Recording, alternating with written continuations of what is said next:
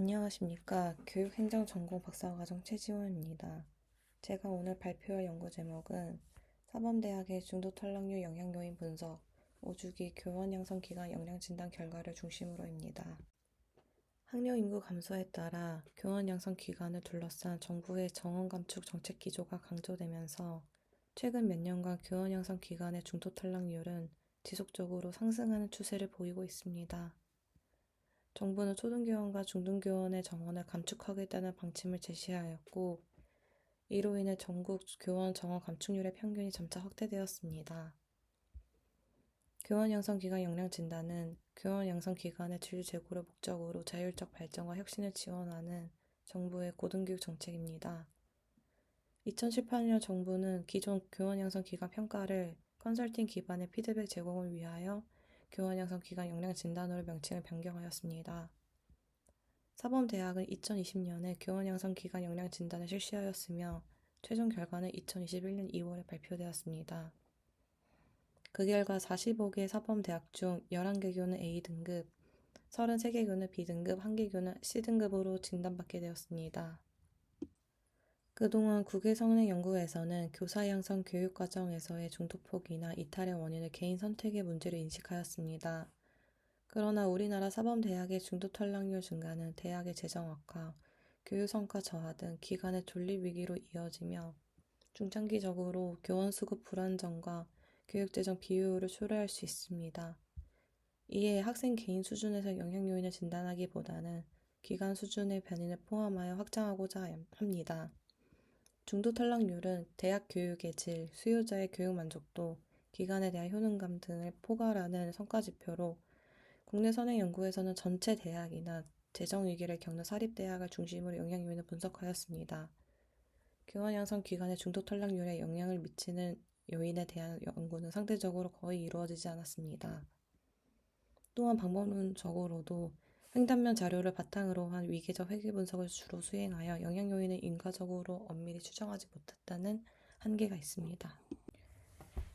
이에 본 연구는 정부 주도의 교원 양성 정원 감축 정책이 교원 양성 기관의 질을 제고하여 교육의 내실화에 기여하였는지 실증적으로 분석하고자 합니다.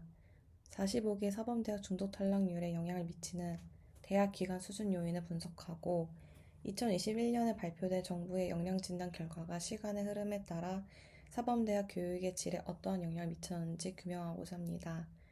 연구 문제로는 첫째, 최근 3년간 사범대학의 중도 탈락률 추이는 어떠한가? 둘째, 사범대학의 중도 탈락률에 영향을 미치는 기간 수준의 변이는 무엇인가?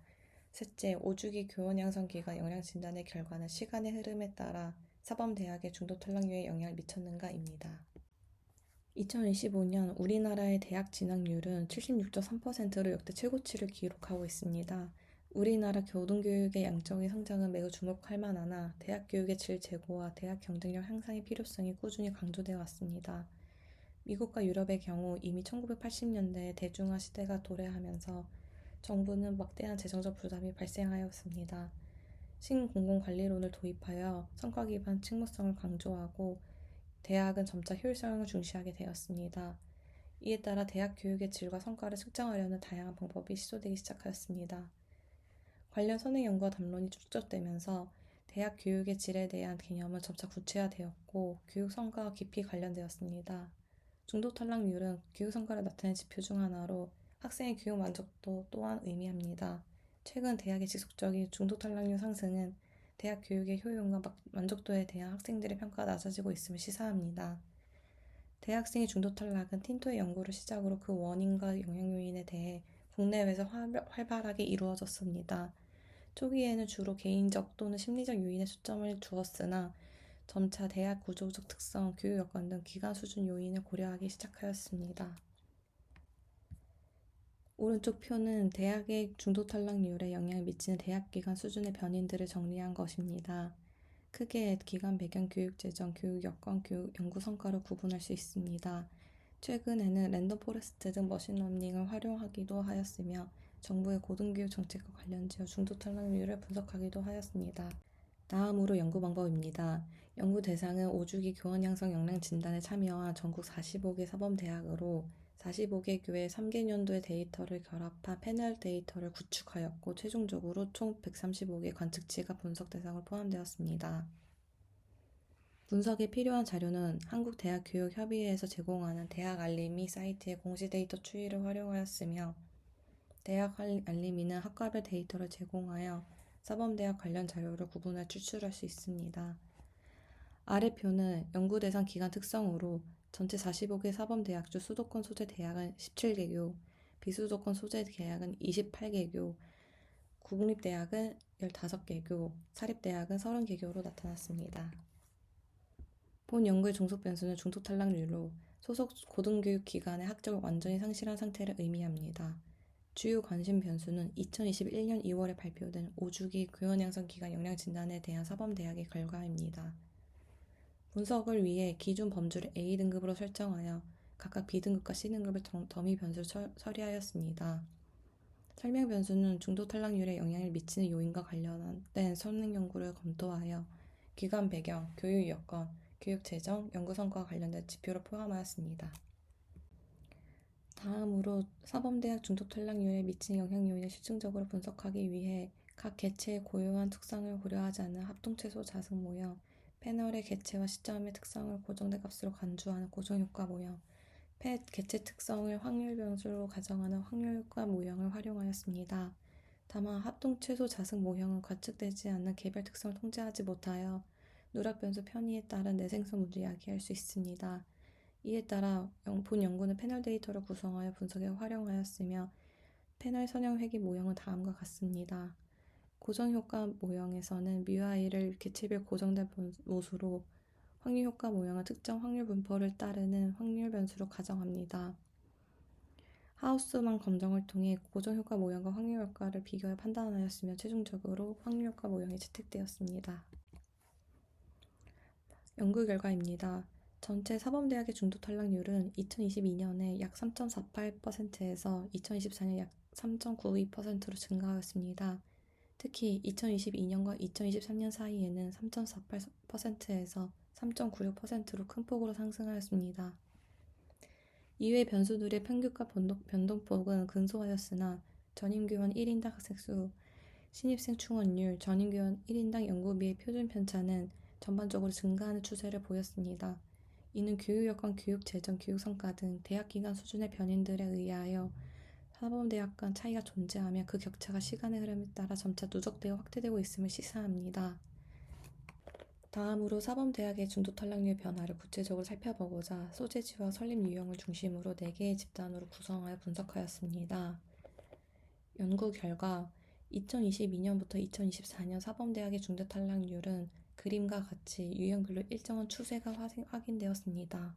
비수도권 사립의 중도 탈락률은 매년 가장 높은 수준을 유지한 반면 수도권 공립은 가장 낮은 수준을 보였습니다. 이에 따라 비수도권 사립과 수도권 공립 유형 간의 중도 탈락률 격차는 시간이 지날수록 점차 확대되는 경향을 보였습니다. 그러나 수도권 사립과 비수도권 공립의 시간에 따른 중도 탈락률 변화 추이는 서로 다른 양상을 보였습니다. 수도권 사립의 중도 탈락률은 해마다 점차 상승한 반면 비수도권 공립 중도 탈락률은 2022년과 2023년 사이에는 큰 폭으로 증가한 뒤 다시 2022년과 비슷하게 감소하는 경향이 나타났습니다. 마지막으로 패널 회귀 분석 결과입니다. 먼저 합동최소 자승 모형에서는 사범대학 역량진단 결과의 B등급 여부와 소재지가 유의미하게 관련되는 요인으로 나타났습니다. 채택된 확률효과 모형에서도 마찬가지로 B등급 여부와 소재지가 사범대 중도 탈락률에 영향을 미친 요인으로 확인되었습니다. B등급은 A등급에 비해 중도 탈락률이 0.713%포인트 유의미하게 높았으며 수도권 사범대학의 중도 탈락률은 비수도권에 비해 1.109%포인트 낮았습니다. 반면 설립 유형, 교육 여건, 교육 재정, 연구 성과와 관련 변수들은 통계적으로 유의하지 않는 것으로 나타났습니다. 한편 2022년을 기준으로 2023년과 2024년에 각각 중도 탈락률이 0.497%포인트, 0.45%포인트 유의미하게 증가하였습니다. 이에 확률효과 모형의 본 연구의 주요 관심 변수인 역량 진단 결과 등급과 연도의 상호작용항을 추가하여 분석하였습니다.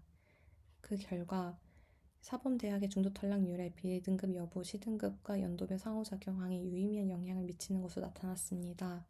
C등급 사범대학의 중도 탈락률은 2022년 A등급 사범대학을 기준으로 2023년에는 1.579%포인트, 2024년에는 2.352%포인트 더 높게 나타났습니다. 이는 시간이 지날수록 A등급과 C등급 사범대학과 중도 탈락률 수준의 격차가 점차 확대되고 있음을 시사합니다. 마지막으로 결론 및 논의입니다. 첫째, 2022년부터 2024년 전체 사범대학의 중도 탈락률은 전반적으로 증가하였으며 소재지와 설립 유형에 따른 대학 간 격차 점차 확대되는 것으로 나타났습니다. 둘째, 사범대학의 중도 탈락률에 영향을 미친 요인으로는 교원 양성 기간 영양 진단 결과와 소재지가 유의미한 것으로 나타났습니다. 특히 중도 탈락률의 주요 요인으로 제시되어 온 교육 여건, 교육 재정, 연구 성과 관련 변수들은 사범대학의 중도 탈락률에 통계적으로 유의한 영향을 미치지 않는 것으로 나타나 이는 중도 탈락률이 학생 개인 또는 대학 개관 차원에서의 문제이기보다는 대학 소재지나 정부 평가 혹은 지원 정책 같은 제도적 요인에 의해 좌우된다는 점에서 사범대학의 중도 탈락 문제를 보다 거시적이고 정책적인 관점에서 접근할 필요가 있음을 나타냅니다.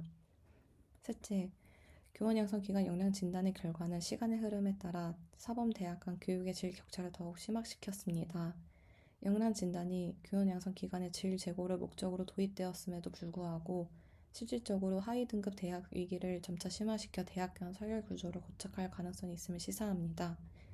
즉, 정부의 정책 개입의 효과가 즉각적인 동시에 시간이 지날수록 그 효과가 누적되어 사범대학 간 구조적 불평등이 야기될 수 있습니다. 정책적 제언으로는 먼저 지역의 균형 발전을 고려하여 교원 양성 기관에 대한 차등적인 지원체계 마련이 필요합니다. 비수도권 사범대학에 대한 집중적인 재정 지원과 특성화 전략을 병행할 필요가 있습니다. 다음으로 교원 양성 기관 역량 진단 방식에 대한 검토가 필요합니다. 성과지표 위주의 획일적 평가를 지향하고 대학의 특성과 여건을 반영한 컨설팅 기반의 질관리 체제로의 전환을 모색할 필요가 있습니다. 특히 보다 실효성 있는 컨설팅 운영 방안에 대한 보완 요청이 됩니다. 5주기 교원 양성 기간 역량 진단부터 도입된 컨설팅은 다소 형식적이고 피드백이 명확하지 않다는 지적이 있어 진단 결과에 대한 체계적이고 심층적인 분석을 토대로 사전 사후 컨설팅이 상시적으로 이루어질 필요가 있습니다.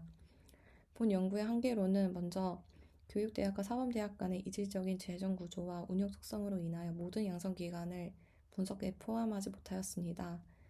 다음으로 대학 알림이 공시자료 특성상 활용 가능한 변수가 제한되어 있어 교육과정, 교육실습, 학생지도 등 교원 양성 기관의 교육활동을 분석에 충분히 반영하지 못하였습니다. 마지막으로 영도 효과를 통해 외부 환경 요인을 일정 부분 통제하였으나 구체적으로 어떤 메커니즘을 통해 중도 탈락으로 이루어졌는지 대학 특성별로 어떻게 다르게 영향을 미쳤는지를 식별하지 못하였다는 한계가 있습니다.